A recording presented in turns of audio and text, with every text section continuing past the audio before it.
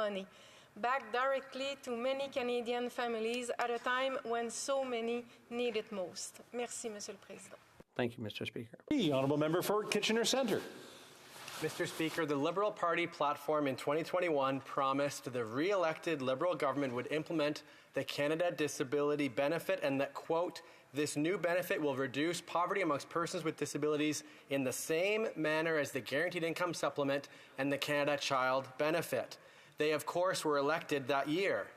In the time since, thanks to consistent pressure from the disability community to keep that promise, this government slowly put forward a bill that needed significant improvements every step of the way, including ones that my team and I secured, like requiring an application process that is without barriers and indexing the benefit to inflation. This government then told the disability community they were consulting with them, including inviting people from across the country to spend significant time completing a lengthy survey. Finally, yesterday, we get this government's proposal for the Canada Disability Benefit in Budget 2024, and it was nothing that folks with disabilities were calling for. The maximum amount, $200 a month, is far too little to actually reduce poverty levels amongst folks with disabilities.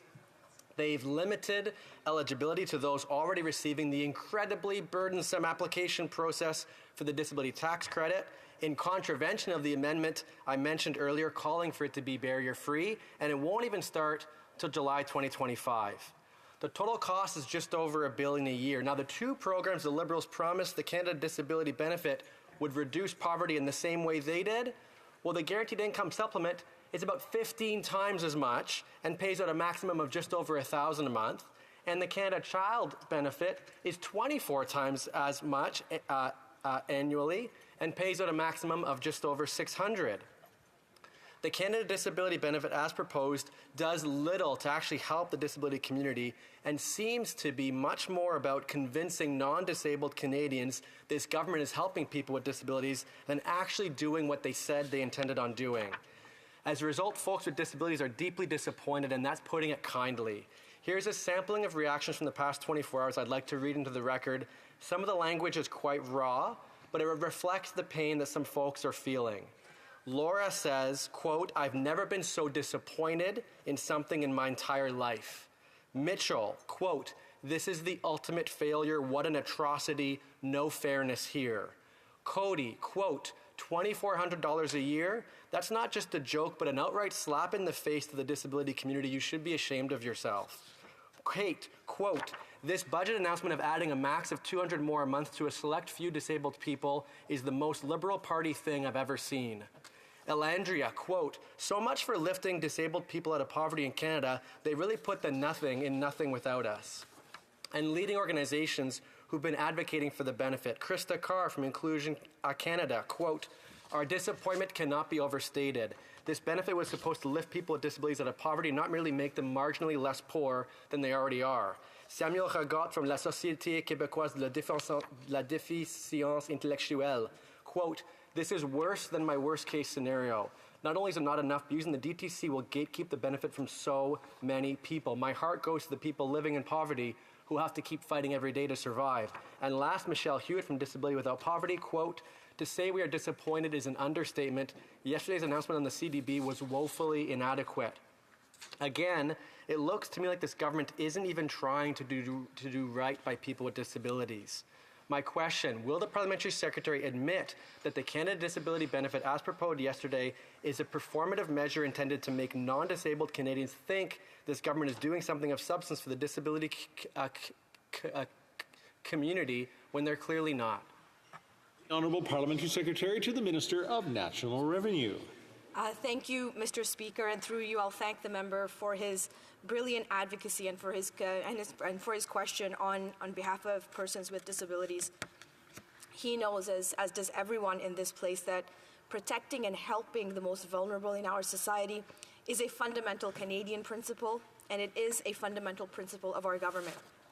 When it comes to people with disabilities, we have invested more money in the last 8 years than ever before. And I take the point, is it enough? Absolutely not. Do we need to do more? Absolutely we do. But we have made progress. In comparison, the previous Conservative governments promised and failed to deliver a National Disability Act. Our Liberal government made the Accessibility Canada Act a reality, but there is still a lot more to do. That said, Mr. Speaker, we are moving as quickly as possible on the Canada Disability Benefit. And of course, we understand that the disability community is anxious to see extra dollars in their bank accounts, but we must get it right to make the delivery of the benefit as smooth, as targeted, and as effective as possible. Budget 2024 proposes funding of $6.1 billion over 6 years, beginning in this fiscal year, 2024-25, and $1.4 billion per year ongoing for the first ever federal Canada Disability Benefit. This represents an important next step in the journey for this. I can't talk about the journey of the Canada Disability Benefit without talking about the years of relentless advocacy from the community. And I want to thank all of those who have been relentless in their advocacy as they championed the need and priorities of persons with disabilities. I encourage you to continue to engage with our government as we move forward in the next chapter. The lived experiences of persons with disabilities has been a key part of the consultation process. In the true spirit of nothing without us, we engaged with persons with disabilities, stakeholders, and all Canadians on key issues. In the coming months, once we have published the draft regulations in Part 1 of the Canada Gazette, Canadians will again be invited to provide feedback. As the Honourable Member knows, the Act requires that regulations be in place by June 2025, with money flowing into bank accounts by July 2025. Let me assure all members in this House and all Canadians that we are on track to meet this timeline. This is the first federal government step up and support of persons with disabilities by creating a new and specific benefit just for them. The Budget 2024 announcement unlocks the ability to proceed with the extensive and intense behind-the-scenes work needed to deliver the CDB. We need the time to not just be focused on the developing regulations, but to build the internal infrastructure and support systems that are necessary to actually deliver the program and to allow the PTs, the provinces and territories, to adjust their policies to ensure that there are no unintended clawbacks. This is a crucial time as we carefully balance the need to strengthen our social security net while making sure government spending is able to help with everyday cost of living. We are committed to creating a better, fairer country for generations to come, but as I said, Mr. Speaker, there is more work to do. It is the next stop in the journey of building a barrier-free Canada. Thank you, Mr. Speaker, and thank you to the member for Kitchener Centre for his question and for his ongoing excellent advocacy on this. Thank you. The Honourable Member for Kitchener Centre. Thank you, Mr. Speaker. You know, we've had this conversation dozens of times in this House over the last 3 years.